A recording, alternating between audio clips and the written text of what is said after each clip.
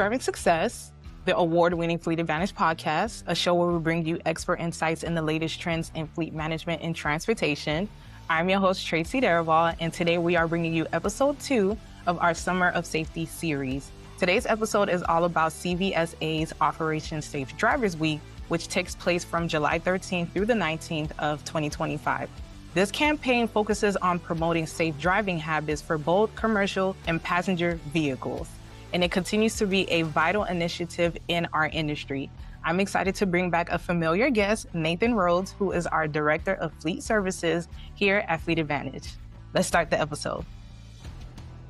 Hi, Nathan. Thank you so much for joining us again as part of this year's Summer of Safety series. Now, for our new viewers and listeners, can you start by reintroducing yourself and also sharing a little bit about your role and your experience in the transportation industry? Thanks so much for having me, Tracy. I appreciate it. Nathan Rhoads, been with Fleet Advantage about 3 years, been in the industry well over 20 at this point, always with a focus on maintenance and operations. I'm in a customer-facing role where I work with some of our customers on their operational and their maintenance to help strive for a lower total cost of ownership on a day-to-day standpoint. Now, just to kick things off, can you give us a bit of a refresher on what is CVSA Operation Safe Driver Week and why it remains such an important initiative in promoting road safety in 2025? Yeah, so Operation Safe Driver Week was first implemented in 2007.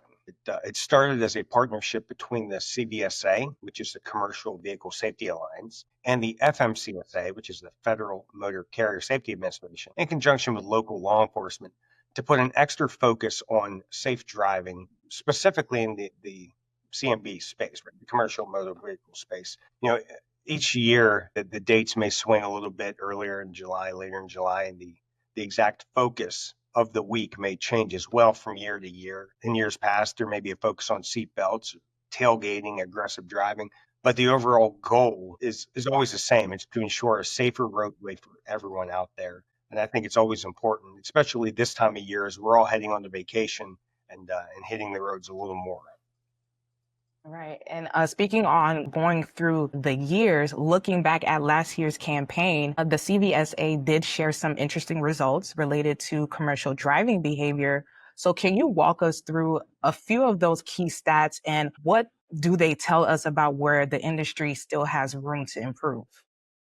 So last year, officers pulled over about 11,000 vehicles and issued about 2,700 tickets, about 3,300 warnings during the Operation Safe Driver Week. The lion's share of these infractions were speeding. About 1,200 of the tickets were speeding. Failure to wear seatbelt was number 2 with about 500 tickets. And then using a handheld device came in a close third.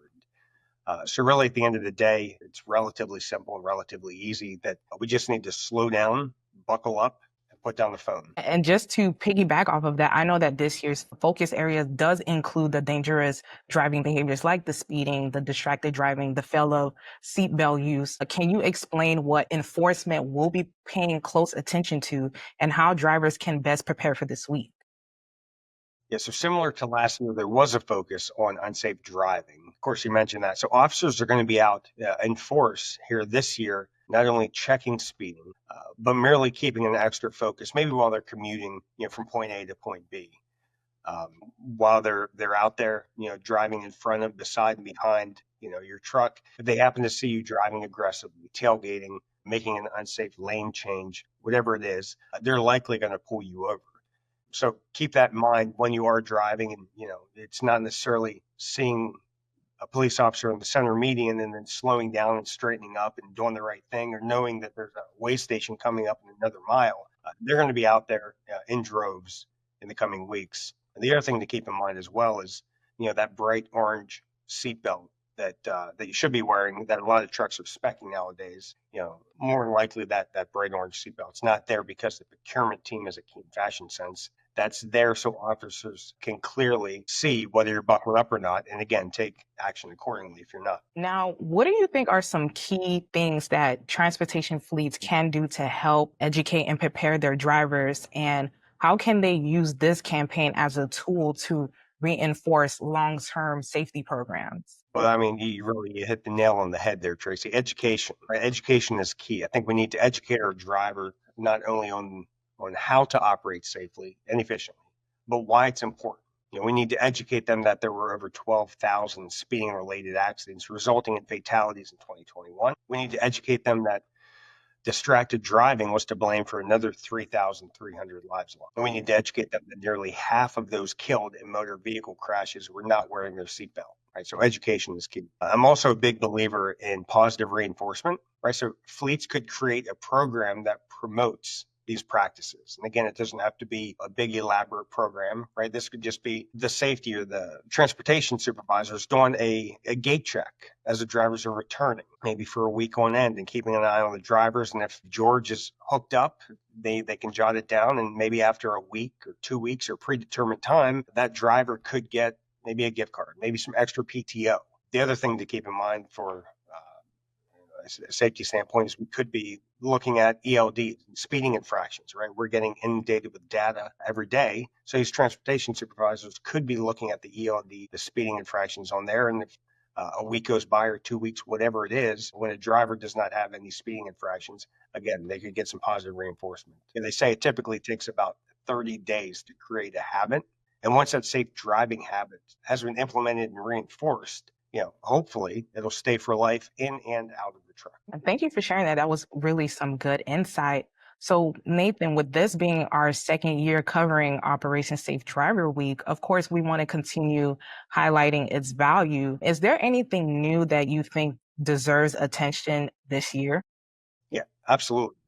So according to the latest Trust Index, and Trust stands for Truck Reliability Usage Safety Tracker, when reviewing the CSA scores of the top 20 private fleets in the country, and again, this is top 20 private fleets putting a lot of miles on these trucks. I mean, these are some heavy hitters in some big industries for sure. The dangerous driving accounted for about 75% of the total unsafe driving violation. So the safety index aims to provide benchmarks that address the longstanding issue of safety within transportation and has very fleet-specific KPIs to help organizations improve and essentially improve their overall CSA score. Nathan, we just want to say thank you again for joining us today and offering your insights. It's always great to have you on the podcast, of course, and we really appreciate your continued support in promoting fleet safety and education. Thanks so much for having me. I appreciate it. That wraps up episode 2 of our Summer of Safety series. We hope this conversation helps both drivers and fleets take meaningful steps towards safer operations during Operation Safe Driver Week and throughout the year. Join us next time for the third and final episode of the series, where we'll focus on CVSA's Brake Safety Week. If you enjoyed today's episode, please share, like, and leave a review. You can listen to us on Spotify, iHeartRadio, and Apple Podcasts. You can also watch this episode on our social media platforms, such as YouTube, LinkedIn, Facebook, and X. Until next time, let's continue to drive solutions together.